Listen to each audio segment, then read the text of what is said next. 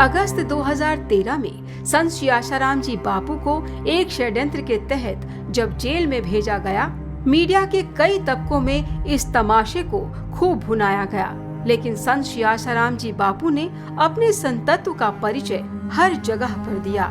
समय पर कोर्ट में हाजिरी देकर, जज साहब को अभिनंदन करके, कोर्ट में सवालों का जवाब देकर और हर वक्त जेल प्रशासन को सहयोग देकर, कितनी भी सर्दी हो गर्मी हो, बापूजी ने सब कुछ सहा। बावजूद इसके बापूजी की शारीरिक परेशानियां कई बार आपे से बाहर भी हुई थी। माननीय सुप्रीम कोर्ट के आदेशानुसार बेल पर हर नागरिक का बराबर अधिकार है। बापूजी ने बेल के लिए कोशिशें भी खूब की, लेकिन 12 बार बेल खारिज हुई। बापूजी के लाडले भांजे शंकर की अंतिम इच्छा यही थी कि उनकी अंतिम विदाई बापूजी के श्री कमलों से ही हो। लेकिन शंकर भाई का पार्थिव शरीर 3 दिन तक आश्रम में पड़ा रहा। बाट जोहता रहा कि अंतिम समय में उनके गुरुजी का स्पर्श उन्हें जरूर मिलेगा।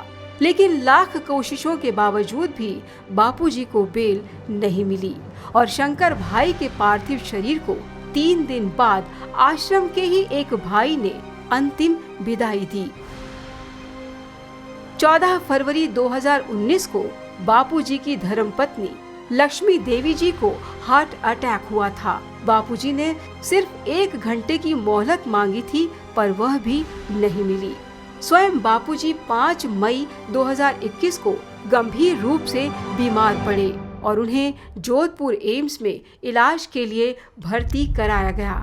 लेकिन बापूजी को मिली तो सिर्फ तारीख, बेल फिर भी नहीं दी गई।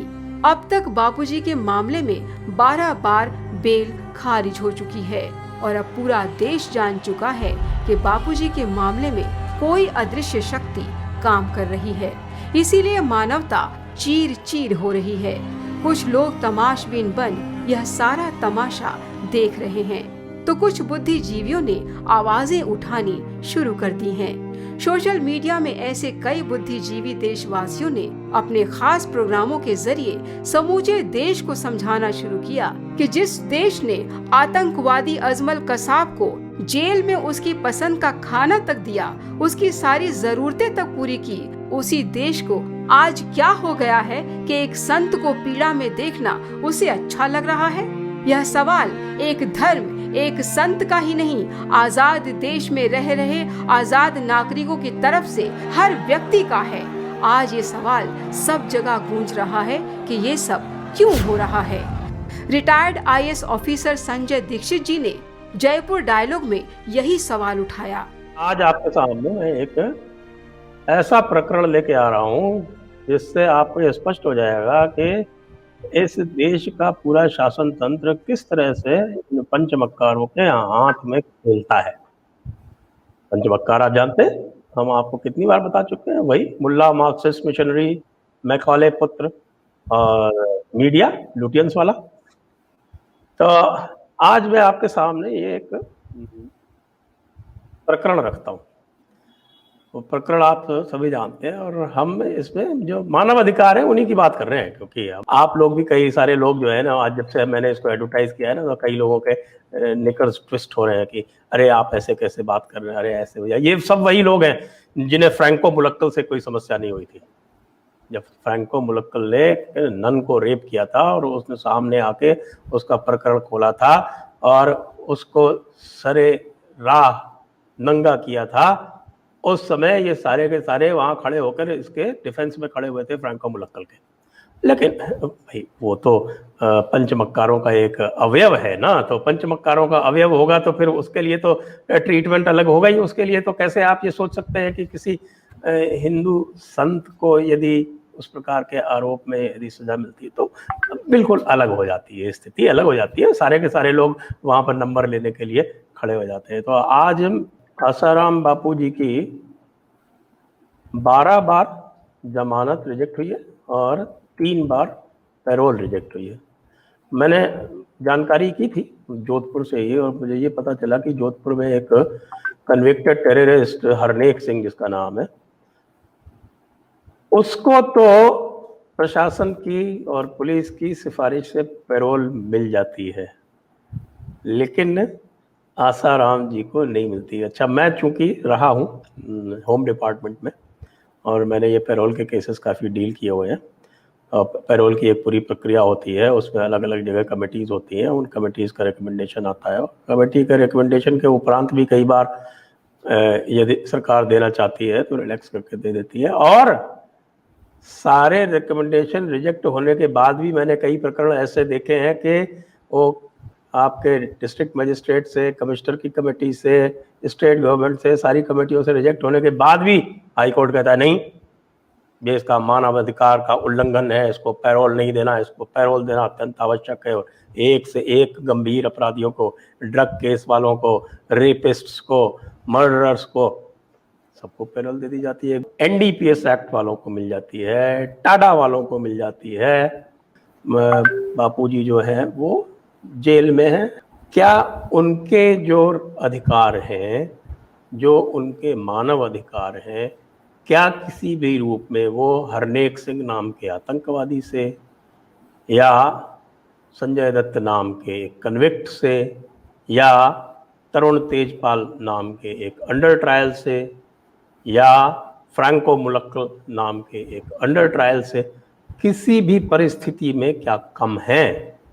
ऐसा क्या है कि तरुण तेजपाल को बेल मिल जाती है, फ्रैंको मुलक्कल को बेल मिल जाती है, और फ्रैंको मुलक्कल के जो आरोप थे और जो भी चल रहा था वो तो बिल्कुल स्पष्ट और एक तरह से जिसे कहें कि स्वयं सिद्ध जैसे थे, लेकिन उन पर भी बचाव की प्रक्रिया चल रही है।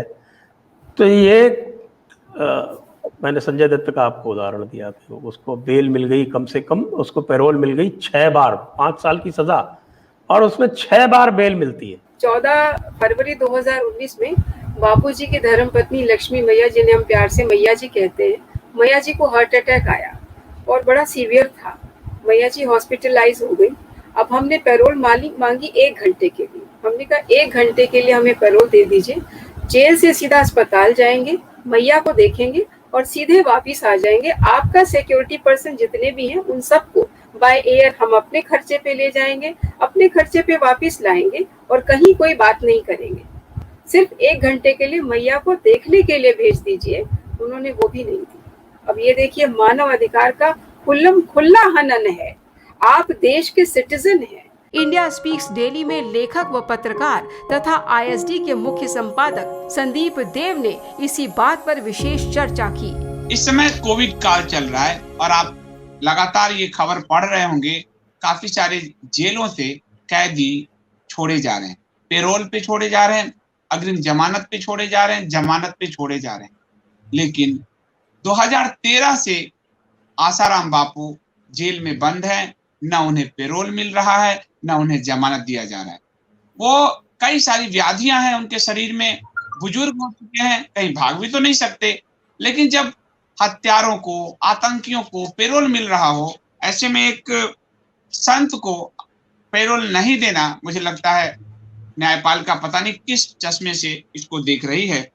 और मुझे याद है कि मुझे संत ने कहा था कि आसाराम बापू ने धर्मांतरण को रोकने के लिए जितना काम किया है उस दौर में शायद ही किसी ने किया हो, और मैं इसका गवाह हूं। मुझे जिन्होंने कहा वो बहुत प्रतिष्ठित व्यक्ति हैं, नाम भी बता देता हूं, मुझे अशोक सिंघल जी ने कहा था। तो मैं चाहूंगा कि बताएं कि संस्था की आप लोगों ने, नीलम जी, आपने आसाराम जी के लिए पैरोल का कुछ प्रयास? हमने हर कोशिश की, लेकिन पैरोल बेल कुछ भी हमें नहीं दिया गया। आसाराम बापू जी ने धर्मांतरण रोकने के लिए बहुत काम किया है, और खासकर उड़ीसा में और इन सब में बड़े पैमाने पे उस समय धर्मांतरण पे कोई बोलता भी नहीं था, तब वो धर्मांतरण रोकने के लिए काम कर रहे थे। और अगर हम पिछले 10-15 साल में देखें तो जो लोग धर्मांतरण रोकने के लिए काम कर रहे थे, उसको व्यवस्था ने या साजिशों ने कही है कि उनको कहीं का नहीं छोड़ा। जैसे आप देखेंगे कि हमारे शंकराचार्य जो है, जैन सरस्वती जी को रातों रात दिवाली की रात जेल से उठा लिया गया, या फिर हमारे जो सबरी आश्रम के थे असीमानंद जी, वो धर्मांतरण रोकने के लिए काफी काम कर रहे थे। आसाराम बापू जी धर्मांतरण रोकने के लिए काम कर रहे थे, इसका मैं प्रत्यक्ष मैं ही गवाह हूं, आपको बताऊंगा। तो बापू ने धर्मांतरण रोकने के लिए कहां-कहां, कैसे-कैसे काम किए, वो जरा मेरे पाठक दर्शक समझना चाहेंगे। बापूजी ने धर्मांतरण रोकने के लिए तब शुरू किया जब बापूजी के सामने समस्या समितियों के द्वारा लाई गई।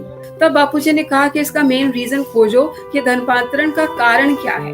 धर्मांतरण हो रहा है ये समझ में आ रहा है, लेकिन क्यों हो रहा है? तब मालूम चला कि पेट की भूख मिटाने के लिए धर्मांतरण करवाया जा रहा है। 2 रोटी का लालच देके उनका धर्म बदला जा रहा है। तो बापू बोले ठीक है, उन्हें 2 रोटी हम पहुंचाएंगे। तो हमारे आश्रम में एक योजना तैयार की गई, भजन करो भोजन करो। यानी आपके पास रोजगार नहीं है, आप अपने आसपास के किसी भी आश्रम या समिति में जाके बैठ जाओ, 8 घंटा अपना ओम का जाप करो। उसके बाद आप जब वापस जाते हो तो आपके नंबर ऑफ मेंबर, घर में कितने फैमिली मेंबर हैं, उसके हिसाब से आपको आटा, दाल, चावल, सब्जी, पैसा, दक्षिणा सब दिया जाता है, ताकि आपको ये लगे कि आप रोजगार यानी कुछ नौकरी करके पैसा कमा के ला रहे हो और अपना काम कर रहे हो। तो बापूजी ने ये योजना शुरू की। वो योजना ऐसी चली कि धर्मांतरण की दुकान धीरे धीरे बंद होनी शुरू हो गई।